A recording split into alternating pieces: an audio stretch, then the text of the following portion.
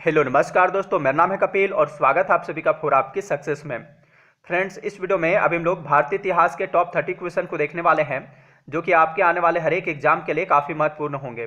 तो इसलिए आप इस वीडियो को अंत तक जरूर देखिएगा और इन्हें याद कर लीजिएगा, ठीक है।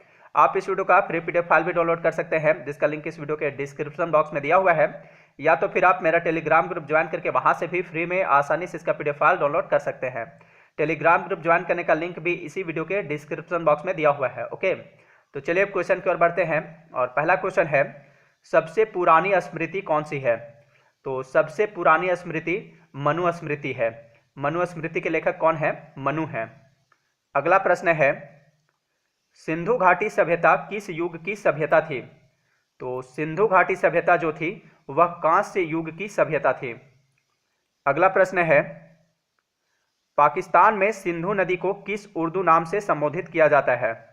तो पाकिस्तान में सिंधु नदी को दरिया ए सिंध उर्दू नाम से संबोधित किया जाता है। अगला प्रश्न है, कलिंग युद्ध किस वर्ष हुआ था? तो कलिंग युद्ध 261 ईसा पूर्व में हुआ था। सम्राट अशोक ने राज्याभिषेक के 8वें वर्ष यानी 261 ईसा पूर्व में कलिंग पर आक्रमण किया था। हाथी गुम्फा अभिलेख से पता चलता है कि उस समय कलिंग का राजा नंदराज नामक कोई व्यक्ति था। कलिंग वर्तमान समय में किस राज्य में स्थित है? तो यह उड़ीसा राज्य में स्थित है। अगला प्रश्न है, चरक संहिता चिकित्सा की किस शाखा से संबंधित है? तो चरक संहिता जिसकी रचना की है चरक ने, इस पुस्तक का संबंध आयुर्वेद से है, ठीक है। चरक संहिता चिकित्सा की किस शाखा से संबंधित है? आयुर्वेद से संबंधित है। चरक किसके राजवैद्य थे? तो चरक जो है ये कुषाण शासक कनिष्क के राजवैद्य थे। अगला प्रश्न है, सिंधु सभ्यता का पतन नगर यानी बंदरगाह कौन सा था? तो सिंधु घाटी सभ्यता का बंदरगाह कौन सा था? लोथल था, ठीक है। लोथल वर्तमान में कहाँ स्थित है? तो यह गुजरात राज्य में स्थित है। अगला प्रश्न है, पुराणों में सबसे प्राचीन एवं प्रामाणिक पुराण कौन सा है? तो वह है मत्स्य पुराण। पुराणों में सबसे प्राचीन एवं प्रामाणिक पुराण मत्स्य पुराण है। कुल पुराणों की संख्या कितनी है? 18 है, यानी कुल 18 पुराण है, ठीक है। अगला प्रश्न है, ऋग्वेद का कौन सा मंडल सोम देवता को समर्पित है? तो इसका आंसर है 9वां मंडल।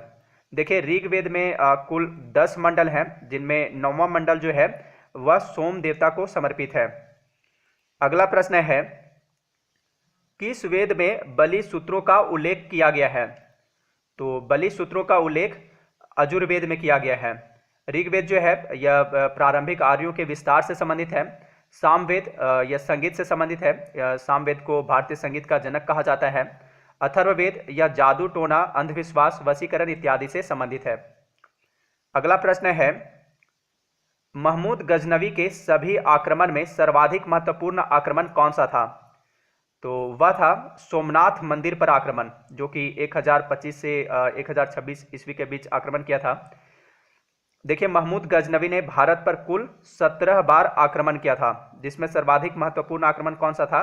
सोमनाथ मंदिर पर आक्रमण था। अगला प्रश्न है, दिल्ली सल्तनत पर बैठने वाला एकमात्र हिंदू से परिवर्तित हो मुस्लिम व्यक्ति कौन था? तो दिल्ली सल्तनत पर बैठने वाला एकमात्र हिंदू धर्म से परिवर्तित मुसलमान नसीरुद्दीन खुसरो था, ठीक है। नसीरुद्दीन खुसरो शाह था। इसने गद्दी पर बैठने के बाद पैगंबर के सेनापति की उपाधि धारण किया था। नसीरुद्दीन खुसरो शाह यह खिलजी वंश के अंतिम शासक कुतुबुद्दीन मुबारक शाह का प्रधानमंत्री था। अगला प्रश्न है, हम्पी किसकी राजधानी थी? तो हम्पी विजयनगर साम्राज्य की राजधानी थी। हम्पी वर्तमान में किस राज्य में स्थित है? तो यह वर्तमान समय में कर्नाटक के बेल्लारी जिले में तुंगभद्रा नदी के किनारे स्थित है। विजयनगर साम्राज्य की स्थापना किसने की थी? तो विजयनगर साम्राज्य की स्थापना हरिहर एवं बुक्का नामक 2 भाइयों ने की थी। कब की थी? 1336 ईस्वी में की थी, ठीक है। और किसके शासनकाल में की थी? तो मोहम्मद बिन तुगलक के शासनकाल में की थी। अगला प्रश्न है, तेनालीराम विजयनगर साम्राज्य के किस राजा के दरबार में राजकवि थे? तो प्रसिद्ध कवि तेनालीराम विजयनगर साम्राज्य के राजा कृष्णदेव राय के दरबारी कवि थे। तेनालीराम ने पांडुरंग महात्म्य की रचना की थी, जिसकी गणना 5 महाकाव्यों में की जाती है। अगला प्रश्न है, चार मीनार का निर्माण निम्न में से किस व्यापक रूप से फैली बीमारी के उन्मूलन की याद में किया गया था? तो देखिए चार मीनार जो कि कहाँ पर है चार मीनार, तो यह हैदराबाद में स्थित है। तो इसका निर्माण चार मीनार का निर्माण प्लेग जैसी बीमारी के उन्मूलन की याद में किया गया था। चार मीनार का निर्माण किसने करवाया था? तो चार मीनार का निर्माण कुली कुतुब शाह ने करवाया था और ये कहाँ स्थित है? हैदराबाद में है। अगला प्रश्न है, तुलसीदास किसके समकालीन थे? तो प्रसिद्ध कवि गोस्वामी, प्रसिद्ध कवि और संत गोस्वामी तुलसीदास यह जो थे यह सम्राट अकबर के समकालीन थे। तुलसीदास ने लगभग 25 ग्रंथ लिखे, जिनमें रामचरितमानस तथा विनय पत्रिका सर्वोत्तम है। रामचरितमानस की रचना तुलसीदास ने किस भाषा में की थी? अवधी भाषा में की थी, अवधी भाषा में। अगला प्रश्न है, कौन से गुरु को औरंगजेब ने फांसी दी? तो इसका आंसर है गुरु तेग बहादुर को। गुरु तेग बहादुर सिखों के 9वें गुरु थे। इन्हें औरंगजेब ने फांसी दे दी थी क्योंकि उन्होंने इस्लाम धर्म स्वीकार करने से इनकार कर दिया था, इसलिए इन्हें औरंगजेब ने फांसी दे दी थी। अगला प्रश्न है, मिर्जा गालिब किस सम्राट के समय में थे? यानी मिर्जा गालिब किस सम्राट के समकालीन थे? तो मिर्जा गालिब जो थे, जो कि एक महान शायर थे, वे मुगल सम्राट बहादुर शाह द्वितीय के समकालीन थे। बहादुर शाह द्वितीय को बहादुर शाह जफर के नाम से भी जाना जाता है। मुगल वंश का अंतिम शासक कौन था? तो वह था बहादुर शाह द्वितीय। अगला प्रश्न है, भारत के प्रसिद्ध मयूर सिंहासन को कौन लूट कर ले गया था? तो भारत के प्रसिद्ध मयूर सिंहासन या तख्ते हाउस, जिसे शाहजहां ने बनवाया था, इसको नादिर शाह, सॉरी यहाँ पे आदिल शाह है, ठीक है, नादिर शाह आंसर होगा। नादिर शाह ने लूट कर ले गया था, ठीक है, आप इसे याद रखिएगा, मैं पीडीएफ में इसे सुधार दूंगा। नादिर शाह, ठीक है, भारत के प्रसिद्ध मयूर सिंहासन को नादिर शाह ने लूट कर ले गया था।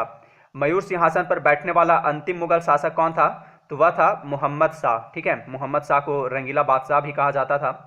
इसी के समय में ईरान के सम्राट नादिर शाह ने 1739 ईस्वी में दिल्ली पर आक्रमण किया था और मयूर सिंहासन लूटकर ले गया था।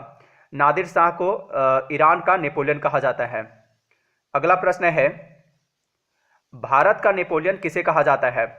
तो भारत का नेपोलियन समुद्रगुप्त को कहा जाता है। समुद्रगुप्त किस वंश का शासक था? गुप्त वंश का शासक था।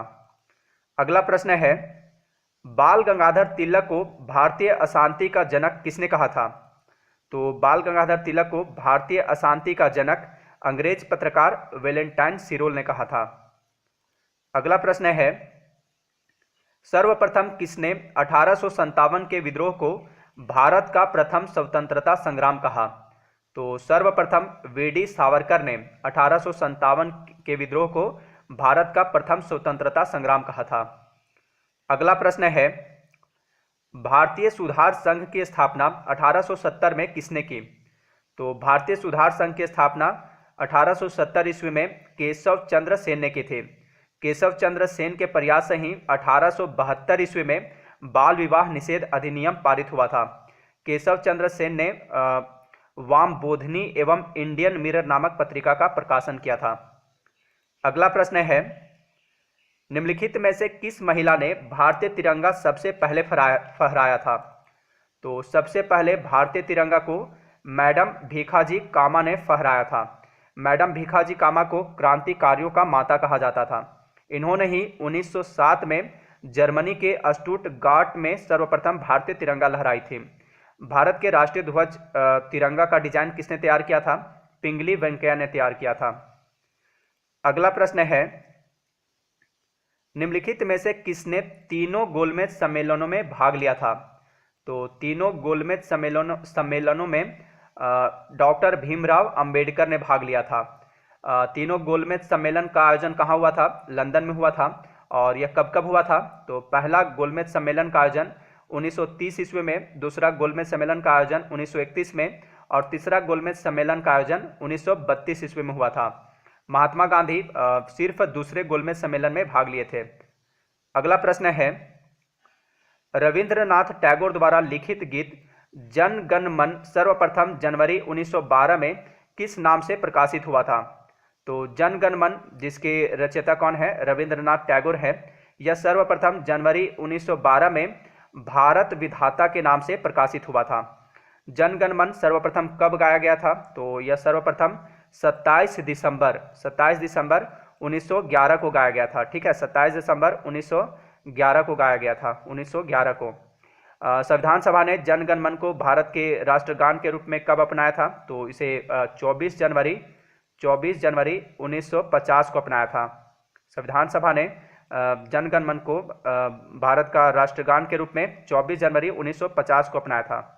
और इसे सबसे पहली बार कब गाया गया था? 27 दिसंबर 1911 को गाया गया था भारतीय राष्ट्रीय कांग्रेस के कलकत्ता अधिवेशन में।